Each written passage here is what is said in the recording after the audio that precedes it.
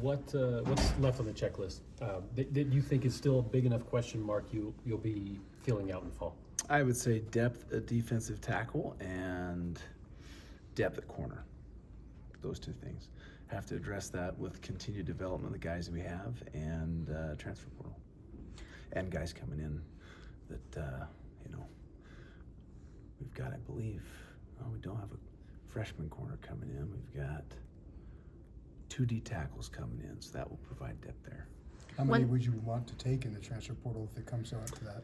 I would say 1 to 2 at the corner position and maybe 1 to 2 at the defensive tackle position. I think it just depends on, what's out there. Yeah, you don't want to just take a guy as a filler. But When you're looking at filling that defensive tackle spot, what are you looking for in the portal when you're addressing that need? Culture fit for one. A guy that we feel, matches our scheme and, is stout, can take on double teams. Obviously, we feel confident in our ability to develop. So if it's a younger kid, we have to be able to project, but ultimately, no different than any other year in terms of fit to scheme and fit to culture. You talked a lot about run defense and takeaways in week 1. Do you feel you've made progress in both regards during spring ball? Very good progress. Love the emphasis on improved technique, just holding gaps, playing with inside hands. Love the toughness out of the young guys that we, at the D tackle spot we saw this spring. And then the takeaways that showed up almost every day. And again, in spring ball, if you're taking the ball away, it's like, dang it, offense, but good defense. And then if you're not taking it away, defense, what's the issue? So you're always, it's a give and take there. But I was very pleased with the attention to detail and trying to get the ball back. When you look at portal candidates or people that you might be bringing into your program, I know you mentioned assessing them for the culture. What does that process look like for you, some of the defensive staffers, and all the other coaches? Well, we don't promise guys starting spots. You're going to be promised the opportunity to compete just like everyone else. And understanding that we're going to develop you. We wouldn't be recruiting you or speaking to you if we didn't feel there was a need there.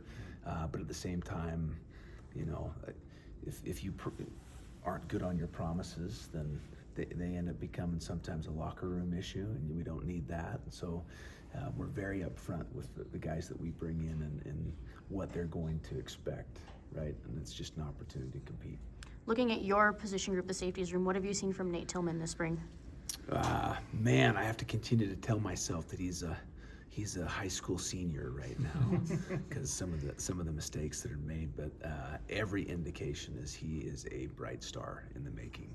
Very pleased with his progression, and that's that was his goal. He wanted to come here, graduate mid-year. You give up on some of the stuff that you'd be doing as a senior, but you get a spring ball in there. You get more education, get your way on to maybe earning a master's later on in your degree seeking. So love him and his attitude. Very mature for his age, and like I said, the sky's the limit for him. What have you seen from Teo, Rabbit, and Nate, just kind of stepping into those starting safety roles? Yeah, I would just say building of confidence. We did a lot more in terms of trying to put everyone in a man coverage role just to see, who we can move around, shift around, who has the versatility to play different positions. And, those 3 I feel very confident with that could, and they, like I said, they gained confidence in their play. Teo and Rabbit both gained weight. That was something that they wanted to get stronger and gain weight. The season's the wear and tear on you, and you got to be able to, particularly the safety position, you have to be pack the pounds on because you're going to be hitting. You're going to be in the box quite a bit. So loved what they brought to the table, and then some of the younger guys. I mentioned Tillman. Jelani Davis had a very good spring. I would say Jackson Benny, Rabbit Evans, Smith Snowden, some of these guys. Teo is another one that you can move around. They could play outside, inside. You put them back in the post, and that's what it's what NFL teams want to see. is versatility. When you're building a 53-man roster, guys that can do multiple things, and that's how we utilize them as well. Speaking on Rabbit, this was his first spring with the program. How do you think that is going to benefit him as he gets ready for the season? I think any accumulated reps, particularly against good competition, is going to allow you to gain more confidence. And he really came into his own at the end of last season, and this was just continued progress. And he's a guy that we expect to make a lot of plays for us. Have you sensed the disappointing nature of last season being used as a motivation at all? I don't know. I don't know what guys use to motivate themselves. The biggest thing for us is when watching the film, it's like, where were we not good enough? We weren't good enough at taking the ball away. We weren't good enough at run defense, and that's where we have to improve. And I think when guys see the improvement from a fundamentals and technique standpoint, how playing with proper technique is making them more plays, and playing within our system, as long as you're doing what we're asking, as long as it's making them more plays, that's the driving factor for them, and that they gain more confidence that way. So I would say the focus is primarily on control what you can control, and where were we not good enough, and let's get better at it. What difficulties and what benefits come with seeing an entirely new look offensively? Well, the look that we're seeing is good because it covers a lot. There's a lot of shifting, a lot of motioning, formations into the boundary. Depending on the offense that you face, that's what you're gonna. If you don't see shifts and motions, if it's just a line up tempo offense, you have to manufacture that stuff because not every team. We have enough versatility in this offense that we saw pretty much everything we feel we're going to see.